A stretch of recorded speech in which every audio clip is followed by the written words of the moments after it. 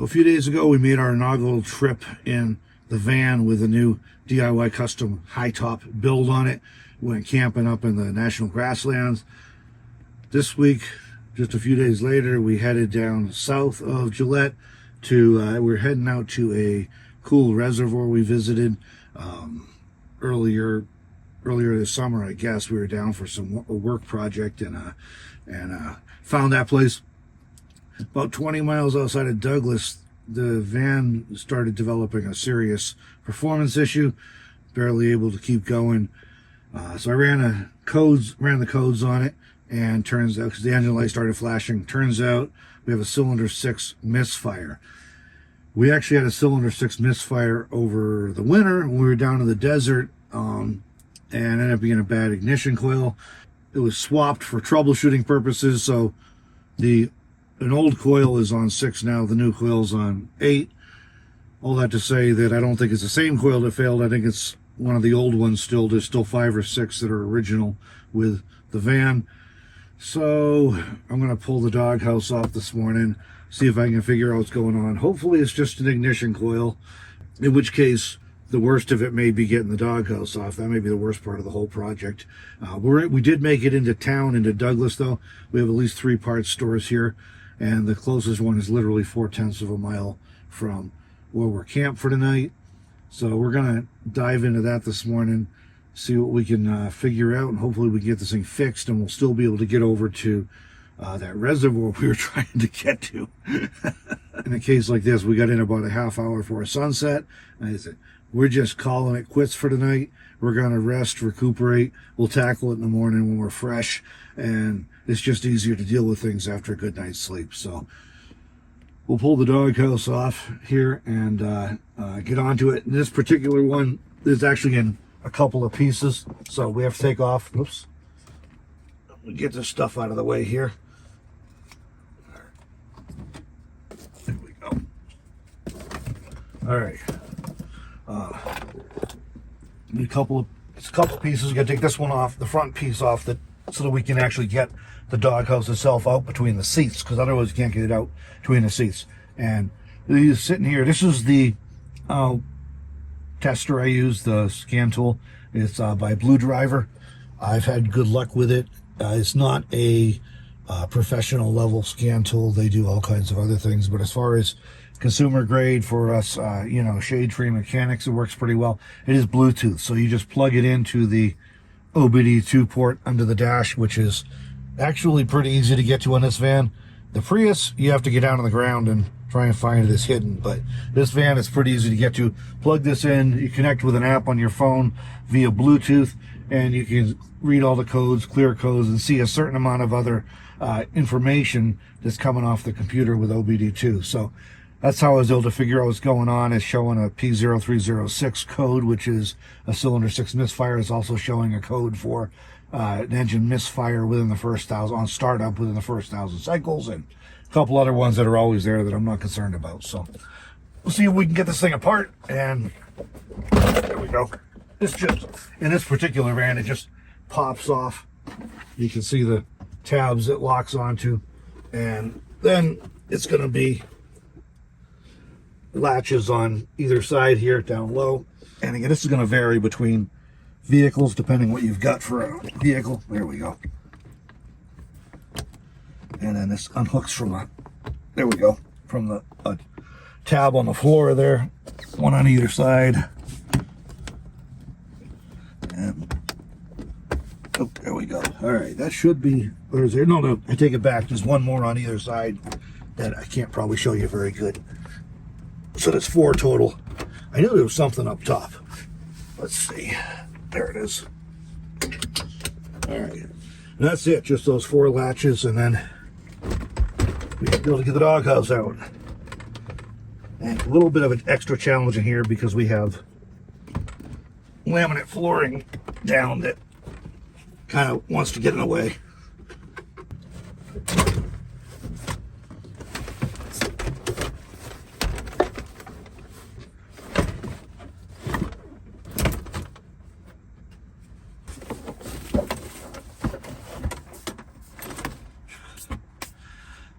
All All right, at least this one comes out without having to pull the seat.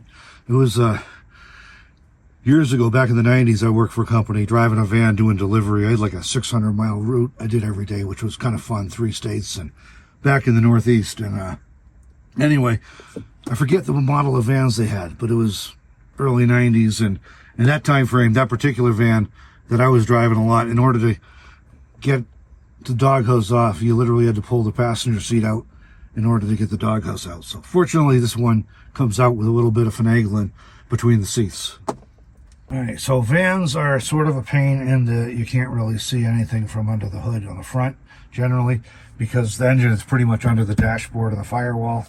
The catch is, it's easy to get to the transmission here, and it's fairly easy to get to the back of the engine, which is a lot of stuff on there, so kind of a challenge still. But these are the ignition coils on the top here. This is number 8 in the back. This is number 6 up here. It's a little bit, you can't really see too good.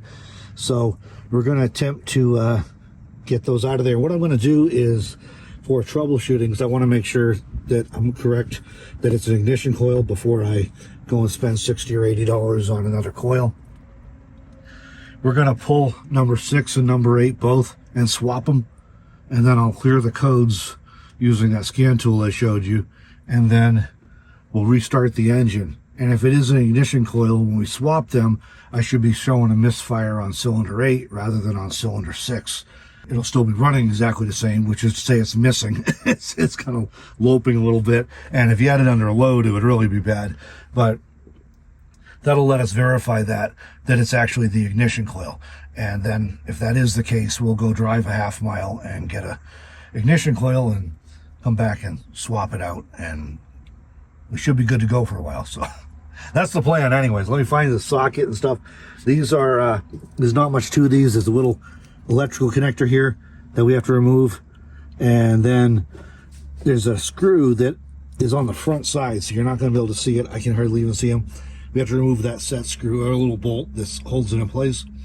Once that's removed, they can pop out of there. You see the fuel rail here runs along on top of them, so they're kind of hard to get to, but we should be able to pull this off anyways. And the good news is they've both been out of there within the last, this year, back in March or April, they were out of there, so nothing should be stuck. So there's a bolt here. This is the one on the number 8 coil. And I can probably get to this one. I don't know that I'm going to be able to get to this one up here on the 6. It's kind of down under the fuel rail here and back here. I can feel it. I don't know that I've got any kind of tools that are going to reach that. We'll have to see what I can figure out if I've got a socket that can get on there with. That's pretty tight clearances.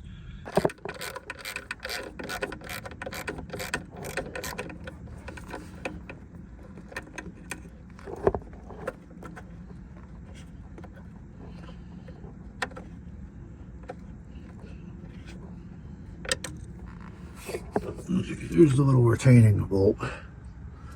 It's a 7mm top on it. Hopefully we can get the other one out.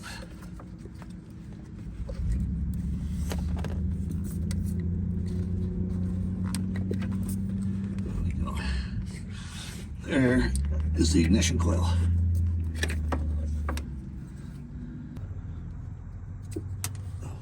All right, it released and it also broke. That's a common problem on these old 20-year-old plastic parts. Everything's plastic, and the newer ones are only even worse with more plastic.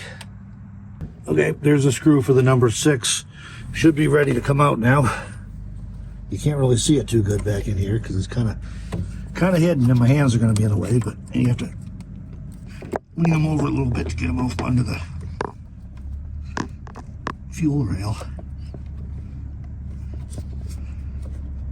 There it is.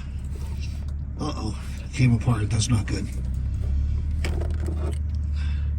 Fell apart. Well, if I can get that boot out of there, huh? Pliers here, see if I can get it out with those.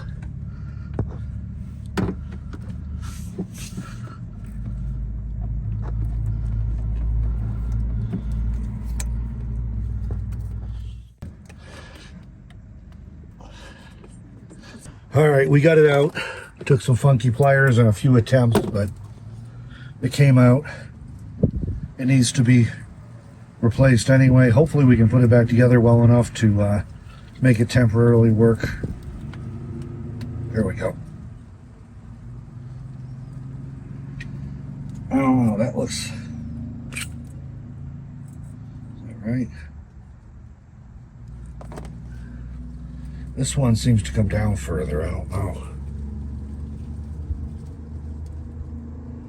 Huh. Well, I wonder if it's not contacting good on the spark plug. I don't know.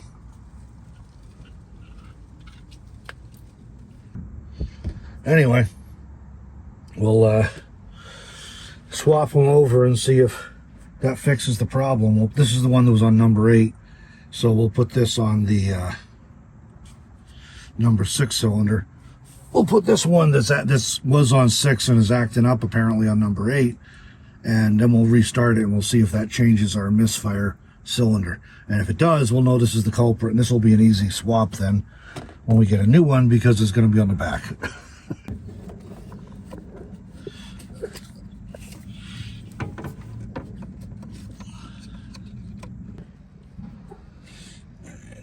We'll reinstall our possibly likely defective coil here. See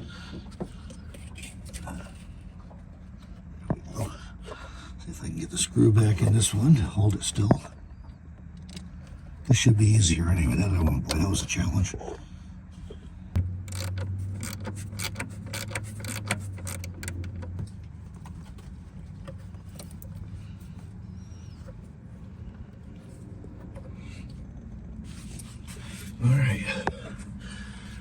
All right, now we'll fire the engine, turn the engine on, clear the codes, and then we'll rescan for new codes and see if we have a cylinder 8 misfire, which is what I'm expecting is going to be the case here.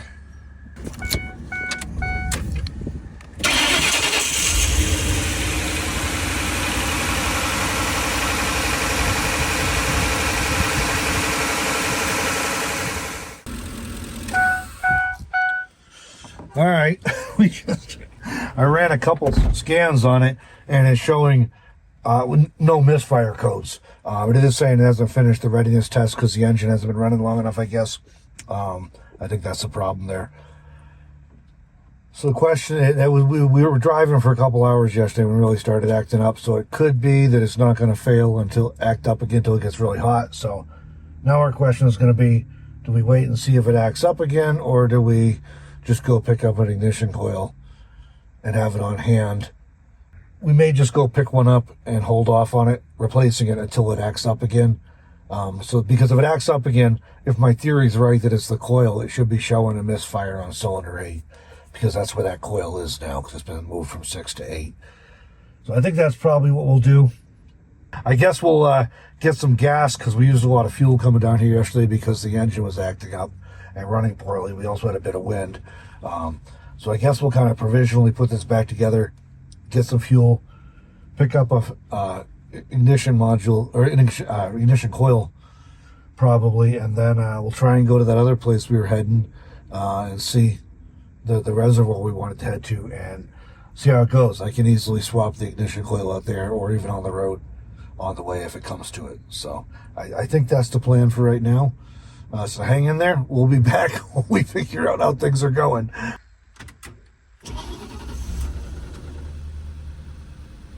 Still all good. We'll gas up, and then we're going to head over to the parts store and find an ignition coil to have. I think it's going to act up again, so we'll get a coil on hand so I can replace it as soon as it does, and I can confirm what's going on.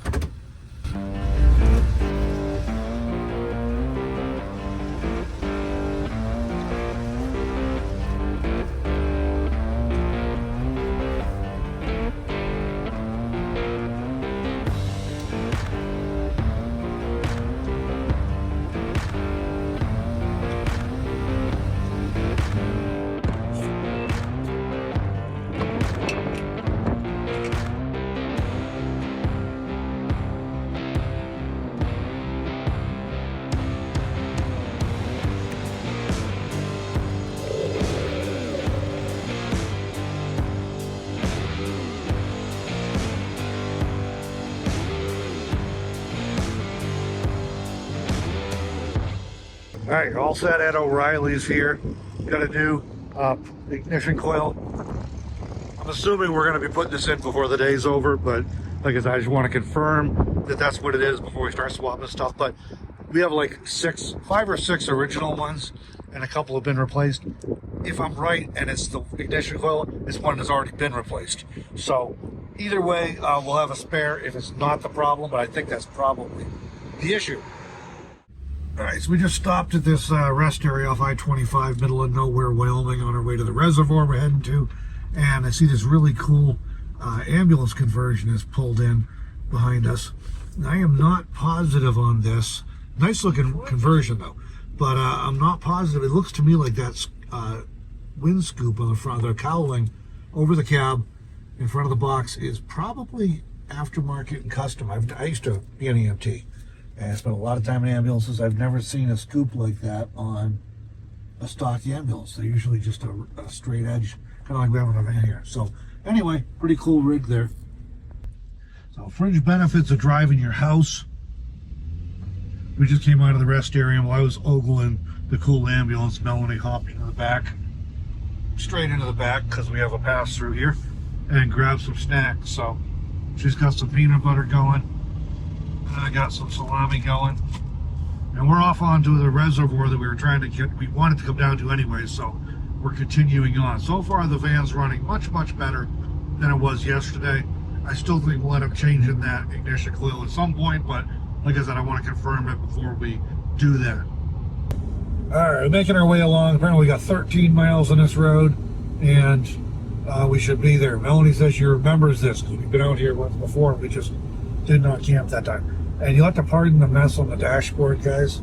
I know it's a disaster, but we're still fixing things. And I haven't put the headliner or the visors back up over here. We're going to put a custom shelf in here, 70s van style, that I think will be pretty darn neat and will work, maybe more functional. We're also thinking we may have to redo the console portion here of the doghouse to also be 70s van style with a nice wood cup holder and things.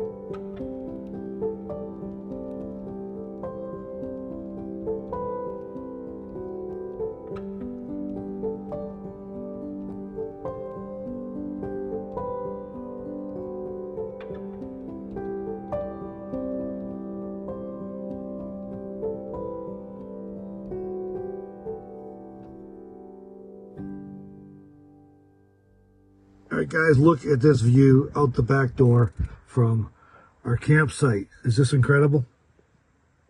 Oh, and even more incredible, we have this entire place to ourselves. There is nobody around anywhere.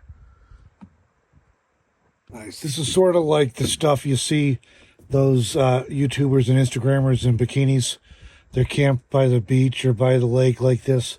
I promise you, however, you will never see me in a bikini. Not on this channel, not anywhere else. But totally epic. We're gonna go walk around and check it out a little more. And this will be my view though, right out the window while I'm sitting here doing some work later. Let me shut the door and I'll show you. Woo! All right, get the curtain out of the way. There we go. Little filmy looking through the window, but that's my view outside. And I got the similar view right out the side door as well.